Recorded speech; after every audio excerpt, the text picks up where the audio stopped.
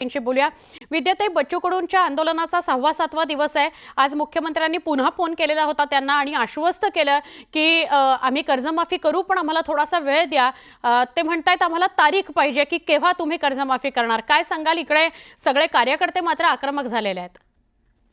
नाही, मला वाटतं उपोषणाचा 7वा दिवस आहे आज आणि शेतकऱ्यांच्या प्रश्नावरती म्हणजे शेतकऱ्यांच्या एवढ्या मोठ्या प्रमाणात आत्महत्या होत आहेत, शेतकरी त्रस्त झालेला आहे आणि हे जे आता युती सरकार आलंय याने आश्वासन दिलं होतं की कर्जमाफी करू म्हणून, मग अजून का नाही केलेलं आहे? आणि बच्चू कडू उपोषणाला बसलेले आहेत आणि एवढा त्रास होतोय आणि त्यांचे कार्यकर्ते आहेत, त्यांनी जे उपोषण केले ते शेतकऱ्यांसाठी, अपंगांसाठी, सगळ्यांसाठीच केलेलं आहे। त्यामुळे सरकारने त्याची गांभीर्याने दखल घेतली पाहिजे।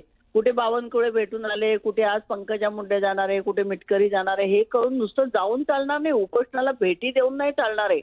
ठोस आश्वासन दिलं पाहिजे। लाडक्या बहिणींना देताना तुम्ही मग शेतकऱ्याला का नाही देते? आणि विद्याताई मला क्षमा करा, मी काही क्षणासाठी थांबवते। या महिला काय म्हणतायत ते बघूया। आमच्या अंगावरून गाड्या घाला, आम्ही उठणार नाही। काय मागणी काय होती तुमची? मागणी आम्हाला 6,000 पेन्शन आणि शेतकऱ्याची कर्जमाफी। आम्हाला दिव्यांगांना 6,000 पेन्शन पाहिजे।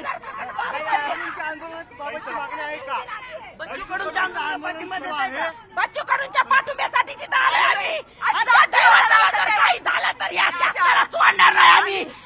आम्हाला मारून टाका, आम्ही सुटणार नाही।